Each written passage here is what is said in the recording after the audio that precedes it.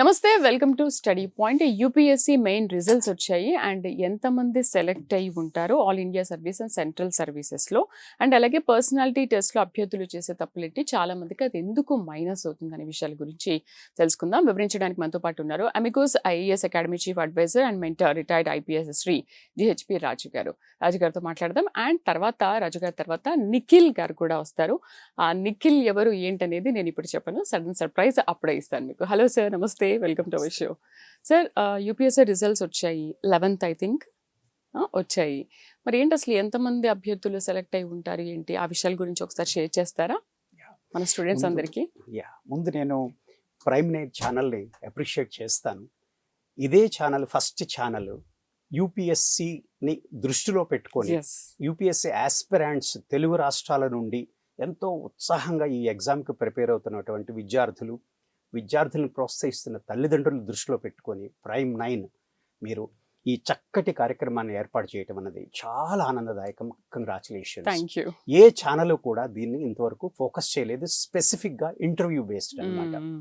మొన్న 11వ తారీఖున రిజల్ట్స్ వచ్చాయి, మెయిన్స్ ఎగ్జామ్ అయ్యాయి అనమాట. యూపీఎస్సీ జనరల్గా యూపీఎస్సీ నెంబర్ ఆఫ్ వేకెన్సీస్, ఎన్ని వేకెన్సీస్ ఖాళీలు ఉన్నాయి, ఐఏఎస్ అవ్వచ్చు, ఐపీఎస్ అవ్వచ్చు, సెంట్రల్ సర్వీసెస్ని దృష్టిలో పెట్టుకొని ఎన్ని వేకెన్సీస్ వచ్చాయి అన్నది ముందే వాళ్ళు నోటిఫికేషన్లో ఇస్తారు. దాదాపుగా 1100 వేకెన్సీలు ఉన్నాయి 2025కి, ఈ సంవత్సరానికి.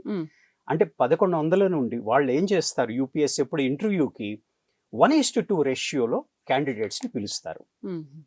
అంటే ఒక వేకెన్సీకి 2 క్యాండిడేట్స్ అనమాట. అంటే మీరు గమనిస్తే 10 లక్షల మంది ఈ 1100 వేకెన్సీస్ కోసం ప్రిలిమినరీ ఎగ్జామ్లో కంపీట్ అయితే ఒక వేకెన్సీకి 1100 మంది, దాదాపుగా 1000 మంది ఒక వేకెన్సీకి. అదే మెయిన్స్కి వచ్చేసరికల్లా ఆ 10 లక్షల మంది నుండి 12,000 నుంచి 14,000 మందిని తీస్తారు మెయిన్స్ కోసం అనమాట. అంటే ఏమిటి, మీకు దాదాపుగా 1:100 అక్కడ 1:100 మెయిన్స్లో అనమాట. ప్రిలిమ్లోనేమో 1:1000 అయితే మెయిన్స్కి వచ్చేసరికి 100 వేకెన్సీస్ 1100 ఉంటాయి. అక్కడ 10 లక్షల మంది కంపీట్ అయితే మెయిన్స్లో 12,000 మంది కంపీట్ అవుతారు. అంటే ఆ 10 లక్షల నుండి 12,000 మందిని మెయిన్స్ కోసం తీస్తారు UPSC.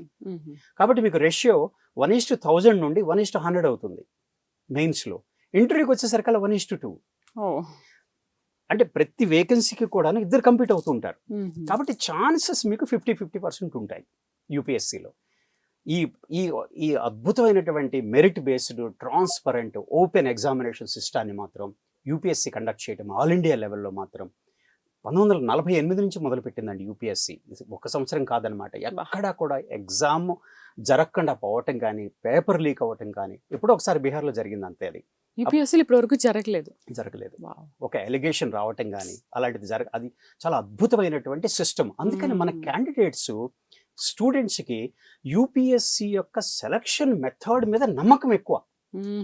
Okay, public service, state public service ఇంత నమ్మకం ఉండదు, అంతే కదా. అందుకని ఆల్ ఇండియా లెవెల్లో 1000 వేకెన్సీలు ఉన్నాయి. దానికి ఇంత కాంపిటీషన్ ఎందుకు ఉంటుంది అంటే యూపీఎస్సీ యొక్క సెలక్షన్ మెథడ్ ప్రాసెస్ మీద అపారమైనటువంటి నమ్మకం. తెలుగు రాష్ట్రాలకు వస్తే చాలా గర్వించదగ్గ విషయం ఏంటంటే, ఎంతమంది అయి ఉంటారు సార్ దాదాపుగా ఇప్పుడు అసలు 2016న టోటల్గా ఫైనల్ ర్యాంక్ వచ్చిన వాళ్ళు 12 మంది మనకి తెలుగు వాళ్ళలో. 2019 30 మంది సెలెక్ట్ అయ్యారు ఫైనల్గా సెలెక్ట్ అయ్యారు 2019. 2021కి వచ్చేసరికల్లా 50 సెలక్షన్స్ వచ్చాయండి, ర్యాంక్స్ అనమాట. తర్వాత 2023 43 సెలక్షన్స్ వచ్చాయి. ఇది 25 ఎగ్జామ్ అనమాట ఇంకా రావాల్సింది. నాకు తెలిసిన డేటా ప్రకారం ఏంటంటే 2015-16లో 10-12 సెలక్షన్స్ నుండి 43 వరకు రావటం అనేది మన తెలుగు విద్యార్థుల, తెలుగు యువతలో ఉన్న తపన. ఈ ఎగ్జామ్ను మనం క్రాక్ చేయాలి అన్నది. టాపర్స్ వచ్చారండి, మన all India first rankers Telugu వాళ్ళు ఉన్నారనమాట. సో ఈ ఎగ్జామ్కి మన వాళ్ళు చాలా చాలా ఉత్సాహంగా, చాలా ఇంపార్టెన్స్ ఇచ్చి ప్రిపేర్ అవుతుంటారు. అందుకని ఇంటర్వ్యూ అన్నది చాలా ఇంపార్టెంట్ స్టెప్ దీంట్లో. ఈ ఎగ్జామ్ సెలక్షన్ ప్రాసెస్లో ఇంటర్వ్యూలో మనకి పబ్లిక్ సర్వీస్, మన స్టేట్ పబ్లిక్ సర్వీస్ అలాగా కాకుండా యూపీఎస్సీ చాలా సిస్టమేటిక్గా, చాలా ఆబ్జెక్టివ్గా, ట్రాన్స్పరెంట్గా క్యాండిడేట్స్ని సెలెక్ట్ చేసుకుంటుంది. ఇక్కడ మీరు గమనించాల్సింది ఏంటంటే యూపీఎస్సీ ఇంటర్వ్యూ బోర్డు మీరు వెళితే మిమ్మల్ని ఎలా సెలెక్ట్ చేయాలి అని వాళ్ళు తపన పడతారు, మిమ్మల్ని రిజెక్ట్ చేయాలని కాదు. తేడా ఉందండి ఇక్కడ, చాలా తేడా ఉంది. మన వాళ్ళు ఏం చేస్తారు, నాకు ఇది వస్తే బాగుండు, టెన్షన్ పడిపోతూ ఉంటారు ఇంటర్వ్యూలో. మీరు టెన్షన్ పడాల్సిన అవసరం లేదు, ఎందుకంటే ఇది పర్సనాలిటీ టెస్ట్ అనమాట, నాలెడ్జ్ టెస్ట్ కాదు. ఫండమెంటల్గా మనకి తేడా వ్యత్యాసం తెలియదు మన వాళ్ళకి. కానీ ఓకే సార్, మీరు చెప్పిన పాయింట్ బాగుంది. అంటే సెలెక్ట్ చేయాలన్న ఉద్దేశంతోనే ఉంటారు, కానీ సెలెక్షన్లో మరి అంత తక్కువ పర్సెంటేజ్ ఎందుకు వస్తున్నారు? మన వాళ్ళు కదా, ఇంతమంది ప్రిపేర్ అవుతున్నారు కదా. కరెక్ట్. అంటే మీకు మీరు చూడండి, 1000 వేకెన్సీస్లో 50 మంది తెలుగు వాళ్ళు ఉన్నారు అంటే పర్సెంటేజ్ ఎంత చూడండి, 5% ఆల్ ఇండియా. అంటే మిగతా 27 స్టేట్స్ నుంచి గమనించండి మీరు, ఒక తెలుగు రాష్ట్రాల నుంచి 50 మంది 1000 మందిలో సెలెక్ట్ అయ్యారు అంటే 50 ర్యాంకులు రావటం అంటే అది ఎంత గొప్ప అండి అసలు. అది ఆల్ ఇండియా లెవెల్లో 1000 మందిలో మన వాళ్ళు 50 మంది, మన వాళ్ళు 40 మంది, 43 మంది. ఇప్పుడు ఇంటర్వ్యూ క్యాండిడేట్స్ నేను ఎంతమంది, ఇప్పుడు మన 11 రిజల్ట్స్ వచ్చాయి కదా, ఎంతమంది తెలంగాణ నుండి కానీ ఆంధ్ర నుంచి ఇంటర్వ్యూకి సెలెక్ట్ అయ్యారు అని నేను ఎంక్వైరీ చేస్తే తెలంగాణ నుండి 43 మంది సెలెక్ట్ అయ్యారు. ఆంధ్ర నుంచి ఎంతమంది నాకు ఇంకా తెలియదు. ఇప్పుడు ఈ 43 మంది ఈ ప్రైమ్ 9 ఇస్తున్న ఈ ప్రోగ్రామ్ ద్వారా మీరు చూసి దీని నుంచి మీరు తప్పకుండా బెనిఫిట్ పొందుతారన్న ఆశతోటి మీరు దీన్ని కండక్ట్ చేయటం, పిలవటం, మాకు మంచి అవకాశం ఇచ్చి వాళ్ళకి రీచ్ అవుట్ అవ్వాలి. పాపం వాళ్ళకి పేద కుటుంబాల నుంచి ఉంటారు, పబ్లిక్ స్కూల్స్ నుంచి ఉంటారు, రూరల్ బ్యాక్గ్రౌండ్ నుంచి ఉంటారు, పేదరికం నుంచి వచ్చిన వాళ్ళు ఉంటారు. వాళ్ళు ఇంటర్వ్యూ దాకా రావటం అంటే అది చాలా చాలా గొప్ప, అది చాలా గొప్ప అచీవ్మెంట్ అని చెప్పాలి. ఈ చివరి స్టెప్లో మీరు ఎలాంటి తప్పులు చేయకూడదు. ఈ ఎలాంటి తప్పులు చేస్తుంటారు, నర్వస్ అయిపోతుంటారు, టెన్షన్ పడిపోతుంటారు, స్ట్రెస్ అయిపోతుంటారు, చెమటలు పట్టేస్తూ ఉంటాయి. దీని నుంచి మిమ్మల్ని మీరు ఎలా ప్రొటెక్ట్ చేసుకోవాలి అన్నదే మనం చెప్పటం అనమాట. ఈ ప్రోగ్రామ్ యొక్క ఉద్దేశం ఏంటి అంటే వాళ్ళని దృష్టిలో పెట్టుకొని పేరెంట్స్ వాళ్ళని తమ అమ్మాయి కానీ అబ్బాయి కానీ ఇంటర్వ్యూకి సెలెక్ట్ అయితే వాళ్ళని ఎలాగ వాళ్ళని తర్ఫీదు ఇవ్వాలి, వాళ్ళలో ఎలా స్ట్రెస్ లేకుండా చేయాలి అన్నది మనం ఇప్పుడు తర్వాత రాబోయే నెక్స్ట్ మీరు అన్నట్లుగా లైవ్ ప్రోగ్రాంలో కూడా మనం తప్పకుండా వాళ్ళ బెనిఫిట్ కోసం మనం ఈ ప్రోగ్రామ్ మనం ఇన్ఫర్మేషన్ షేర్ చేద్దాము. తర్వాత అనుభవాలు, ఒక వ్యక్తి, నేను ఇంటర్వ్యూకి అటెండ్ అయ్యాను, నేను చేసిన తప్పులు చెప్తాను. నేను మనిషి అన్నవాడైతే తప్పులు చేస్తాడండి, డెఫినెట్గా ఎవరైనా చేస్తారు కదా. నేను తప్పులు చేశాను. ఒక తప్పు నేను ఇక్కడ చెప్పాలనుకున్నాను. నాకు interview board chairman Mukhtar Naqvi సాబ్, చాలా వెరీ థరో జెంటిల్మెన్, చాలా ఫాదర్ ఫిగర్ అనమాట. ఆయన నేను ఇచ్చినటువంటి అప్లికేషన్ ఇలా చూస్తూ, oh Raju, you are first class student from the very beginning అన్నారు ఇలాగా. నేను అలా ఉండిపోయాను. ఎందుకు అంటే చూడండి, నాకు ఇంటర్మీడియట్ 2nd క్లాస్ వచ్చింది, నాకు 10th class first class, degree, post graduation, distinction, gold medal. Okay, intermediate 57% వచ్చింది. అదే చూసారు ఆయన. జస్ట్ నేను అలా ఉండిపోయాను అనమాట. నేను ఏం చెప్పాలి అర్థం కాలేదు. అంటే నన్ను అప్రిషియేట్ చేస్తున్నారా, నన్ను టెస్ట్ చేస్తున్నారా, నా ప్రెజెన్స్ ఆఫ్ మైండ్ అంటే కాదు సార్, అది కరెక్ట్ కాదు సార్, అది నేను ఇంటర్మీడియట్ 2nd క్లాస్ వచ్చింది అని నేను నోరు మెదపలేకపోయాను. నేను సైలెంట్ అవటం అంటే ఏంటి, నేను ఆ పాయింట్ మిస్ అయ్యానా, చైర్మన్ గారి ఆలోచన నేను అందుకోలేకపోయాను, స్పాంటేనియస్గా ఆన్ ద స్పాట్. అంటే ఏంటి, నేను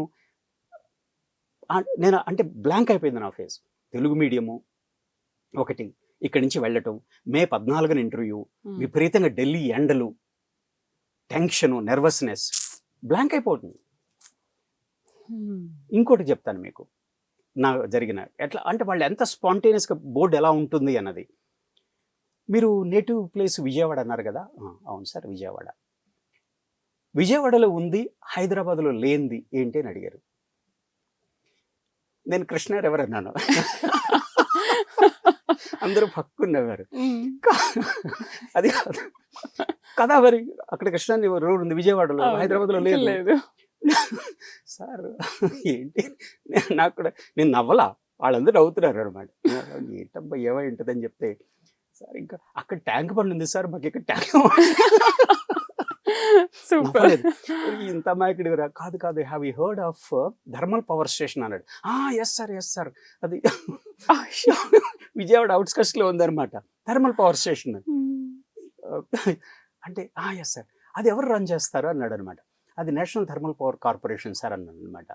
అంటే ఎలా వస్తుందంటే మన నేటివ్ జిల్లా గురించి కానీ మన పుట్టినూరు గురించి కానీ స్పాంటేనియస్గా ఈ అబ్బాయి కానీ ఈ అమ్మాయి కానీ ఆ ప్రెజెన్స్ ఆఫ్ మైండ్ ఉందా?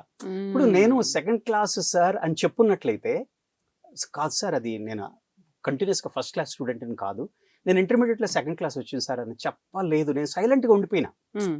నేను ఎస్ అనలేదు, నో అనలేదు. దాన్ని బోర్డు ఎలా తీసుకుందో నాకు తెలియదు. నాకు మాత్రం 50% మార్క్స్ వచ్చాయి అంతే ఇంటర్వ్యూలో. సపోజ్ లేదు సార్ నాకు సెకండ్ క్లాస్ వచ్చింది చెప్పుంటే 175 ఇచ్చేవాళ్ళేమో, 125 బదులు 175 ఇచ్చి ఉండేవాళ్ళు. ఆనెస్ట్ కదా, ప్రెజెన్స్ ఆఫ్ మైండ్. కాబట్టి ఇంటర్వ్యూకి దీనికి ఒక పుస్తకం చదవాలి, లేకపోతే ఈ ఇంటర్వ్యూకి వెళ్ళి వీళ్ళ దగ్గర గైడెన్స్ తీసుకోవాలని ఉండదు. దానికి మనంతట మనకు స్వచ్ఛంగా నాకు తెలిసినంత వరకు చెప్పటం అన్నది చాలా ముఖ్యం అన్నమాట. అయితే ఈ పర్సనాలిటీ టెస్ట్ కోసం సెలెక్ట్ అయినటువంటి మన ఈ తెలుగు రాష్ట్రాల నుంచి క్యాండిడేట్స్ అందరికీ కూడా ప్రైమ్9 తరఫున మీ అందరికీ కూడా శుభాకాంక్షలు తెలియజేస్తున్నాను. కష్టపడండి, 1 నెల 2 నెలలు టైం ఉంది. మీ పర్సనాలిటీ మీద మీరు ఫోకస్ చెయ్యండి. ఎక్కువగా పుస్తకాలు చదవకండి. మీ చుట్టుపక్కల ఉన్నటువంటి సమాజాన్ని చదవండి. పుస్తకాలు చదవటం కాదు, మీ గ్రామంలో కానీ మీ మండలంలో కానీ మీ జిల్లాలో ఉన్నటువంటి ప్రాబ్లమ్స్ ఏంటి, ఆ సమస్యని మనం తెలుసుకుంటే సరిపోతుంది. పుస్తకాల గురించి యూపీఎస్సీ బోర్డు ఆల్రెడీ మిమ్మల్ని టెస్ట్ చేశారు కదా. మెయిన్ లో మీకు 1750 మార్కులకి మిమ్మల్ని టెస్ట్ చేశారు. ఇది 275 మార్కులకే. ఇవ్వండి, అవకాశం ఇవ్వండి, పుస్తకాల నుంచి బయటికి రండి. మీరు ఫైనల్ క్వశ్చన్స్, గత 10 ఏళ్లలో ఎంతమంది సక్సెస్ఫుల్ క్యాండిడేట్స్ సక్సెస్ రీచ్ అయ్యారంటారు మన తెలుగు రాష్ట్రాల నుండి ఈ 10 ఏళ్లలో? ఈ 10 ఏళ్లలో నాకు తెలిసి 2007 టాపర్ తెలుగు అబ్బాయి అడప కార్తిక్, 2008 టాపరు మన తెలుగు అబ్బాయి అతను రేవు ముత్యాల రాజు రేవు, 2015-16 టాపర్ ఉన్నారు మన తెలంగాణ నుండి అబ్బాయి అనమాట. తర్వాత గోపాలకృష్ణ 3వ ర్యాంక్ ఆల్ ఇండియా. అద్భుతమైనట్టు వీళ్ళంతా కష్టపడి పైకి వచ్చారండి. తెలుగు అబ్బాయి, తెలుగు వాళ్ళకి యూపీఎస్సీ అంటే అదొక యజ్ఞం, అదొక ఎందుకు సార్? ఎందుకంటే దాంట్లో చెప్పారు ఒకటేంటంటే యూపీఎస్సీ మీద ఉన్నటువంటి ప్రగాఢమైనటువంటి నమ్మకం. డబ్బు పనిచేయదు, పొలిటికల్ ఇన్ఫ్లుయెన్స్ ఉండదు, మీకు మెరిట్ ఉంటే మిమ్మల్ని ఎవరు కాదనలేరు. అది రిజెక్షన్ కాదు, అది సెలక్షన్. నాలో మెరిట్ ఉంటే గనక నన్ను యూపీఎస్సీ పిక్ చేస్తుంది అన్న ప్రగాఢమైనటువంటి నమ్మకం ఒకటి. 2, ఆల్ ఇండియా సర్వీసెస్ లో గనక ఐఏఎస్ ఐపీఎస్ అవటం వల్ల వచ్చే సేవకి సంబంధించి, సమాజానికి చేయాల్సిన సేవకు సంబంధించిన అవకాశాలు, ఆపర్చునిటీస్, రీచ్ అన్నది మిగతా ఏ సర్వీస్ లో కూడా ఇండియాలో లేదు. అవును సార్, మీరు ఈ విషయాన్ని అసలు ప్రతి ఇంటర్వ్యూలో కూడా చాలా బాగా చెప్తారు. పర్టికులర్గా ఈ విషయాన్ని, అంటే దీంట్లో చేసే సర్వీస్ ఇంకెక్కడ చేయగలిగితే మీకు చేసే హృదయం మీ అమ్మా నాన్నలు దీంట్లో మాత్రమే ఇస్తే దీంట్లో మీకు వచ్చే అవకాశాలు మిగతా ఏ సర్వీస్ లో కూడా ఉండదు.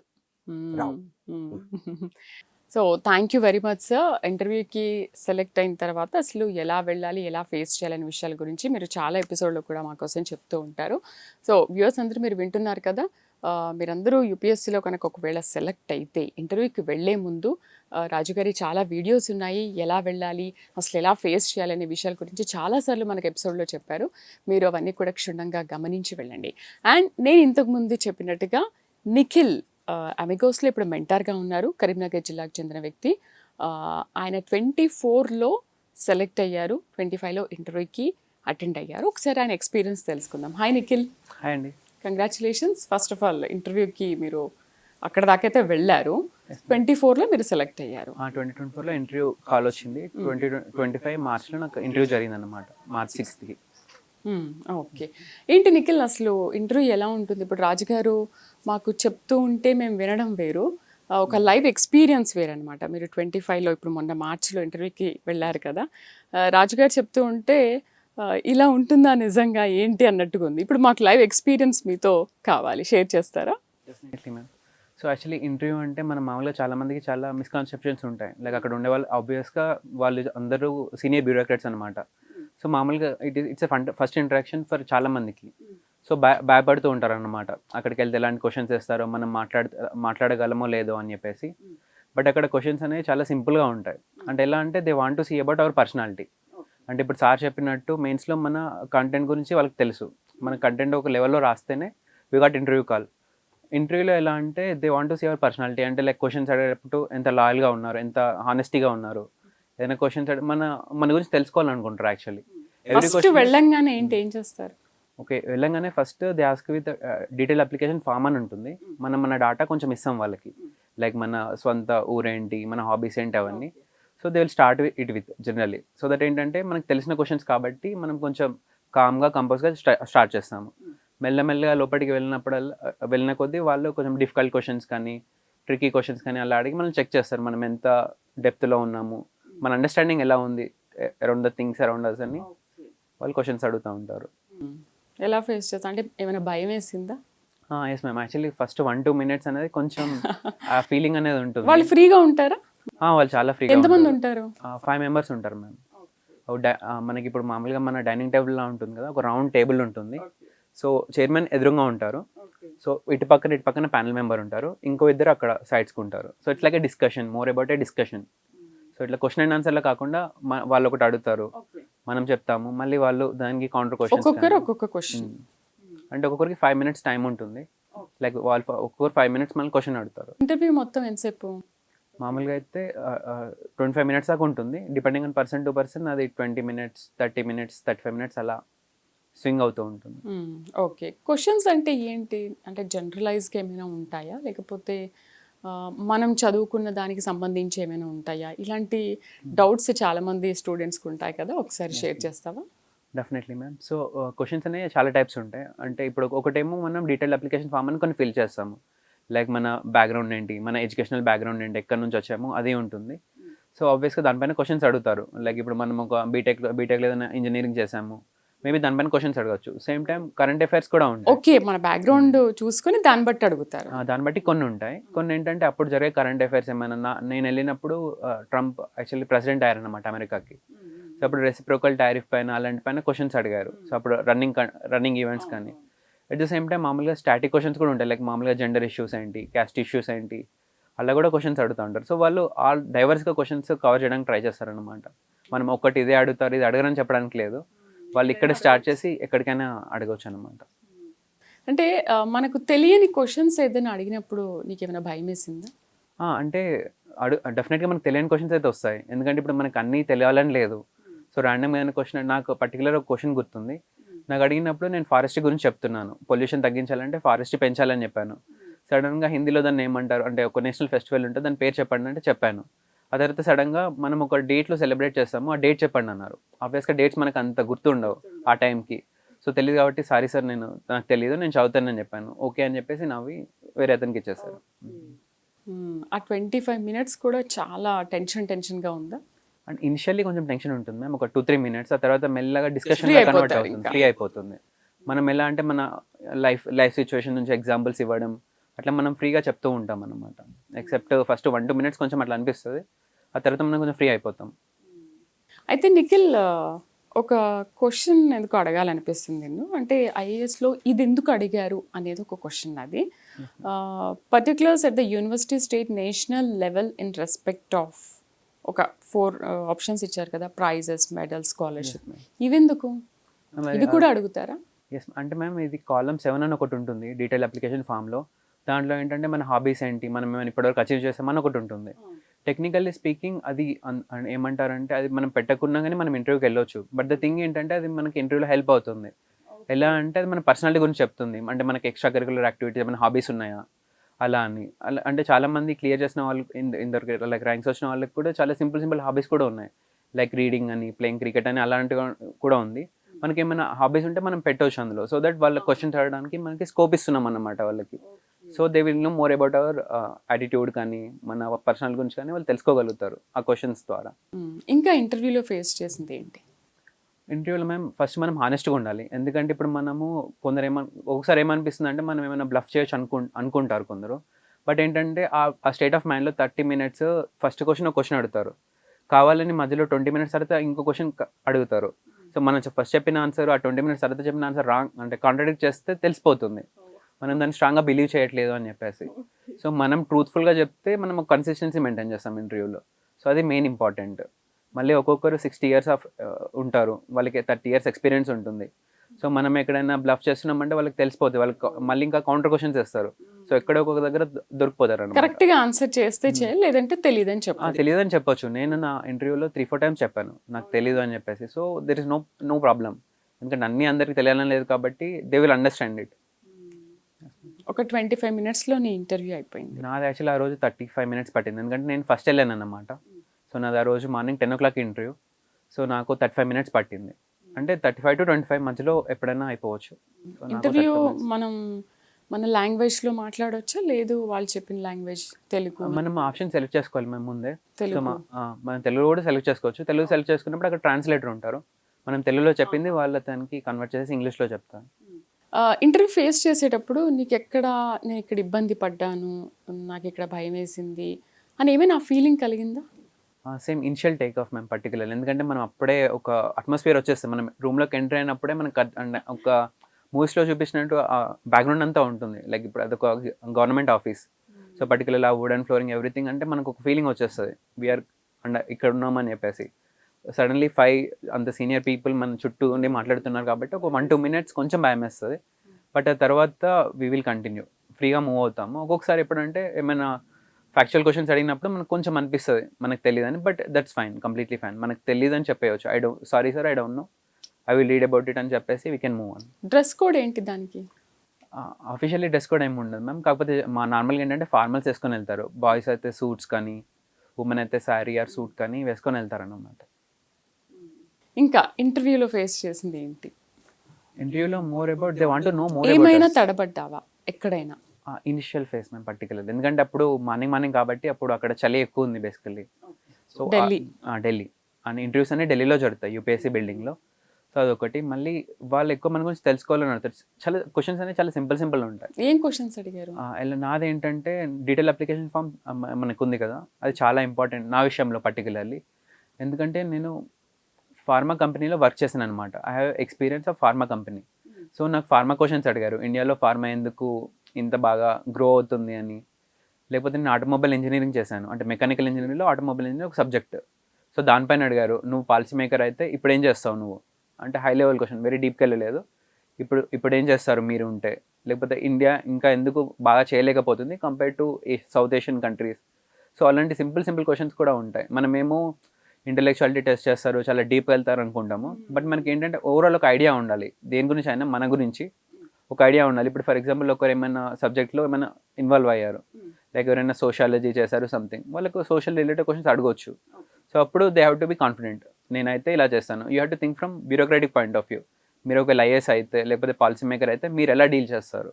సో అలాంటి క్వశ్చన్స్ కూడా అడుగుతారు అనమాట. అయితే మీకు ఫస్ట్ నుంచి డ్రీమ్ ఐఏఎస్ అవ్వాలని కాదా? అంటే మేము అంటే ఫస్ట్ నుంచి నీ background? నా బ్యాక్గ్రౌండ్ వచ్చేసి నేను మెకానికల్ ఇంజనీరింగ్ చేశాను. సో నాకు ఇంజనీరింగ్ టైంలో అనిపించింది అంటే మనం చదవాలి ఇటు సైడ్ అని చెప్పేసి. సో అలా ప్రిపేర్ అవుతూ ఇంటర్వ్యూ దాకా వెళ్ళాను లాస్ట్ ఇయర్. సో మళ్ళీ నెక్స్ట్ ఇయర్ కూడా రాస్తున్నాను. ఇప్పుడు అమిగోస్లో మెంటార్గా ఎస్ పనిచేస్తాను. మ్యామ్, బికాస్ ఇప్పటికీ ఒక 5 minutes రాశాను. సో ఎక్స్పీరియన్స్ అనేది ఉంది ఇంటర్వ్యూకి వెళ్ళాం కాబట్టి. So it is helping me to guide the people. అంటే ప్రతిసారి అట్లా వెళ్ళినప్పుడల్లా కూడా నీకేం అనిపించలేదా? క్వశ్చన్స్ అడిగినప్పుడు ఈసారైనా నేను పర్టికులర్గా సెలెక్ట్ అవుతాను. అంటే ఆ హోప్ అనేది ఉంటుంది మ్యామ్. అంటే లైక్ ఎవ్రీ టైమ్ ఒక ఇంప్రూవ్మెంట్ అనేది ఉంది. So whenever we see some ఇంటర్వ్యూకి డిఫరెన్స్ ఉంది.